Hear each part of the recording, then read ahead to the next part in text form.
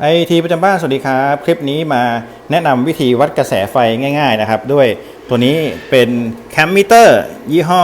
Uni-T นะครับ Uni-T เป็นยี่ห้อของเครื่องใช้ไฟฟ้าที่ค่อนข้างเยอะแล้วก็มีคุณภาพด้วยสเปคเป็นไฮเกรด Industrial Grade นะครับตัวนี้ก็ราคาประมาณ 1,000 บาทเศษๆผมตั้งใจจะเอามาวัดกระแสไฟที่ผ่านแอร์ที่ผ่านเบรกเกอร์แล้วก็โซลาร์เซลล์นะครับวัดได้ทั้งกระแสตรงกระแสสลับนะครับสเปครุ่นนี้ค่อนข้างดีมากสามารถดูได้ตามลิงก์ใต้คลิปนะครับผมใส่ลิงก์ของร้านราคาไว้ให้เรียบร้อยแล้วตัวนี้เป็นรุ่น UT 204 Plus นะครับวัดได้ทั้งกระแสตรงกระแสสลับนะครับ60แอมป์กระแสตรงหรือกระแสสลับก็ได้เขาสลับเองแล้วก็600แอมป์ของกระแสตรงหรือกระแสสลับก็ได้นะครับรวมถึงวัดโวลต์เรื่องอื่นๆการหาสายไฟและพวกนี้ทำได้ตามนี้นะครับเดี๋ยวสเปครายละเอียดผมจะทำรีวิวของอุปกรณ์ตัวนี้ไว้ให้อีกทีหนึ่งคลิปนี้มาโชว์วิธีการวัดด้วยตัวนี้ง่ายๆนะครับสำหรับท่านใดที่สั่งซื้อตัวนี้มาแล้วก็สามารถใช้งานได้ง่ายๆนะครับคุณก็เปิดฝาลังออกมาเข้าแถมแบตเตอรี่ด้วยนะ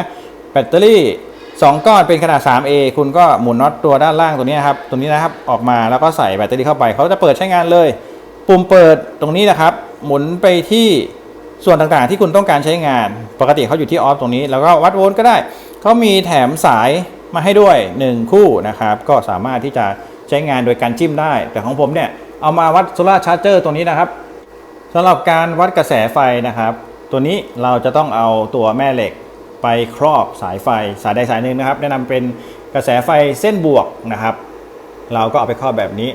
คุณก็จะได้ค่ามาซึ่งเขาเป็นอัตโนมัตินะครับตัวนี้ผมปรับไปที่60แอมป์นะครับวัดกระแสไฟไม่เกิน60แอมป์เขาก็จะวัดออกมาได้กระแสไฟที่วิ่งชาร์จแบตตอนนี้อยู่ที่41.5แอมป์โดยประมาณนะครับตามนี้นะค่อนข้างใช้ดีห้ามซื้อผิดนะครับรุ่นที่เขาสามารถวัดกระแสไฟของ DC ไปโซล่าได้ก็ต้องเป็นรุ่น UT 204 plus หรือ203ก็น่าจะได้นะครับผมเลือก204 plus มาค่อนข้างใช้ดี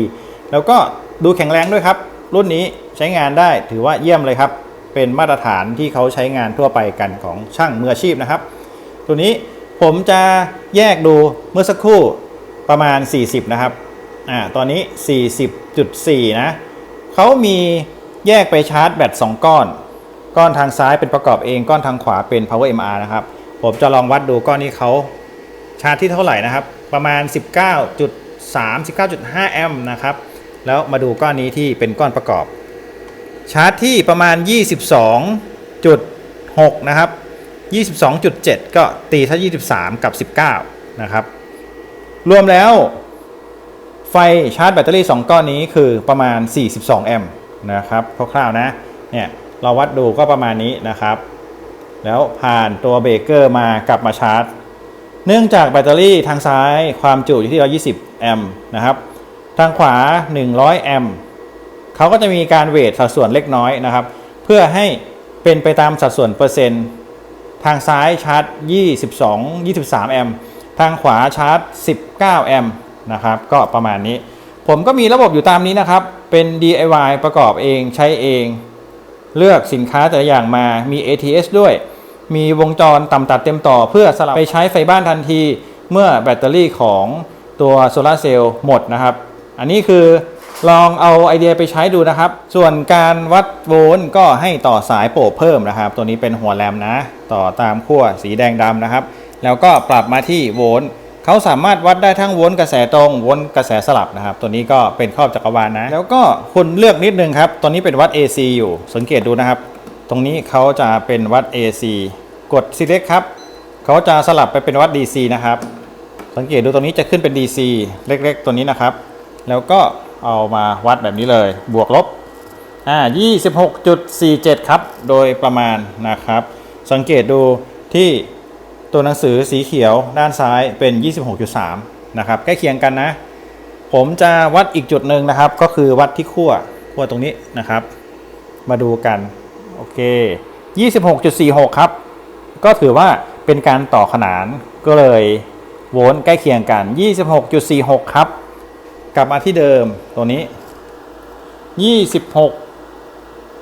26.48 นะครับเข้าใจว่า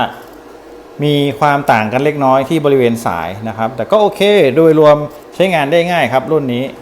ส่วนการวัดไฟกระแสสลับนะครับคุณจำเป็นจะต้องเอามาสอดเข้าวัดเส้นใดเส้นหนึ่งตรงนี้แต่ว่าของผมเนี่ยมันเป็นสายใหญ่สายแข็งวัดไม่ได้ก็อันนี้ก็ต้องไปวัดจุดอื่นนะครับผมมีตัว CT ตรงนี้อยู่แล้วผมก็วัดโดยการใช้อุปกรณ์เล็กๆก่อนหน้านี้ที่ผมนำเสนอไปนะครับส่วนผมจะวัดการใช้งานของกระแสไฟของแอร์นะครับตัวนี้เป็นแอร์ 24,000 BTU นะครับผมก็ปรับไปที่ AC ตัวนี้นะครับแล้วก็เป็นกระแสไฟ60 แอมป์ AC มาดูกันนะครับก็จะใส่เข้าไปโอเคสังเกตดูครับตอนนี้แอร์กินไฟอยู่ที่ 10.4 แอมป์นะครับจากเส้นสีน้ำตาลนี้คือไฟบวกไปหาแอร์นะครับการวัดกระแสไฟก็ต้องคล่อมแบบนี้หาจุดที่คล่อมให้ได้นะครับส่วนการวัดโวลต์กระแสสลับนะครับให้คุณปรับมาที่โวลต์ตรงนี้เช่นเดิมนะครับสามารถเลือกได้กระแสตรงกับกระแสสลับนะครับตรงนี้นะเราสามารถกดเลือกได้กระแสตรงกระแสสลับนะครับ AC ตอนนี้อยู่ที่ V นะครับเราก็สามารถเอาไปจิ้มวัดโวลต์ได้เลยง่ายๆเช่นนี้นะครับสังเกตดูตอนนี้234โวลต์นะครับด้านล่างนะ234โวลต์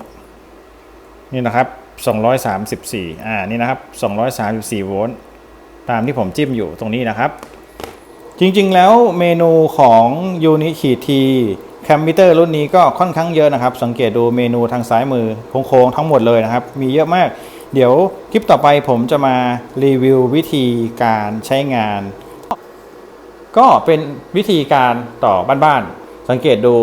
ไม่ได้สวยงามอะไรแต่ใช้งานได้จริงนะครับก็เอามาประมาณนี้ผมก็พยายามปรับโซลาร์เซลล์ให้ใช้ได้ดีอยู่แต่ว่ายังไม่ถูกใจกับ PowerMR Solar Charger รุ่นนี้อาจจะมีการขยายปรับเปลี่ยนในอนาคตนะครับตัวนี้ก็รู้สึกว่าเขามีพลังงานที่สูญหายไปพอสมควรนะครับก็เอาไอเดียมาฝากประมาณนี้ครับสำหรับท่านใดมีคำถามคอมเมนต์ไว้ได้เลยเดี๋ยวจะรีบทดสอบแล้วมาตอบให้ขอบคุณที่รับชมครับสวัสดีครับ